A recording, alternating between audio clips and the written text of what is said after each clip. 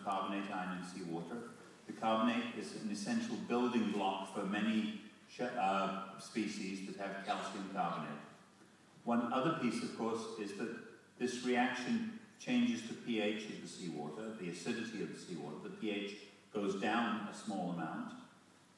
Since the beginning of the Industrial Revolution, it's gone down a little bit more than 0.1 of a pH unit.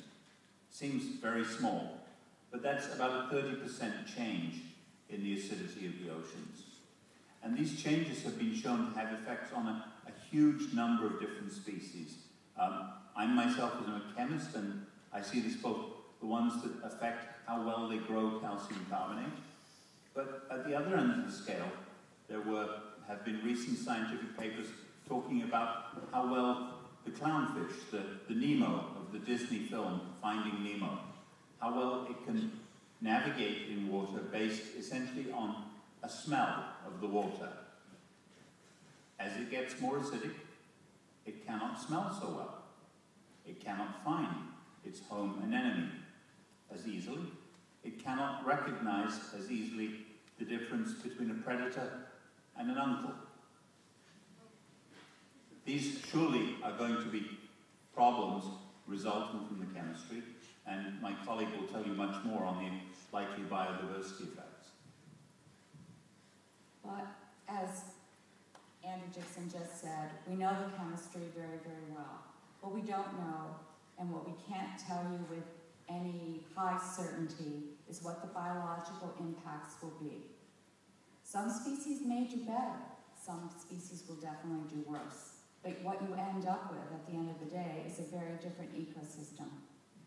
And essentially, we're rolling the dice, and we don't know what the outcome would be. We're doing an experiment that we really would not want to do on a global scale. In some areas, particularly the polar waters, those waters are going to change in a matter within a decade. They will be corrosive. They will start dissolving calcium carbonate minerals. Will the organisms be able to still grow their shells against that gradient? I don't know. My experience with the pteropods is the shells start dissolving within 48 hours. The animals are still alive, they're swimming, but their shell is dissolving. So it's not just the magnitude of the change that we're talking about, it's the rate of change. And in many, many regions, that rate of change is too great to allow these organisms to adapt. That's our fear.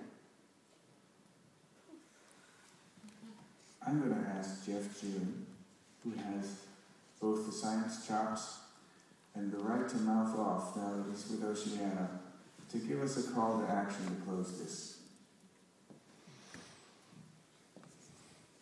Well, I alluded to it in my earlier comments. I think one of the great strengths of a democracy as opposed to a monarchy or dictatorship is that ordinary people can move the government, and this has happened in the United States several times. I know we seem to be a country now that is in the way more than we're helping often.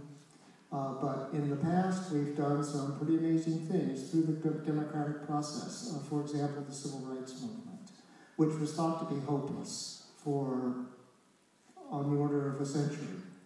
And we overcame that, and it came from the bottom up. It came from people insisting that this change. And democracies allow that to happen. It's just a lot of work. It's a lot of personal commitment. It's a lot of personal engagement. And I think, just to give you a closing example, all of us have PhDs. And my experience with getting a PhD is the way you get it is you wear out your committee. You're in their face constantly until they're tired of looking at you and listening to you, and they finally sign. That's how we got the civil rights movement done. That's how we're going to get this done.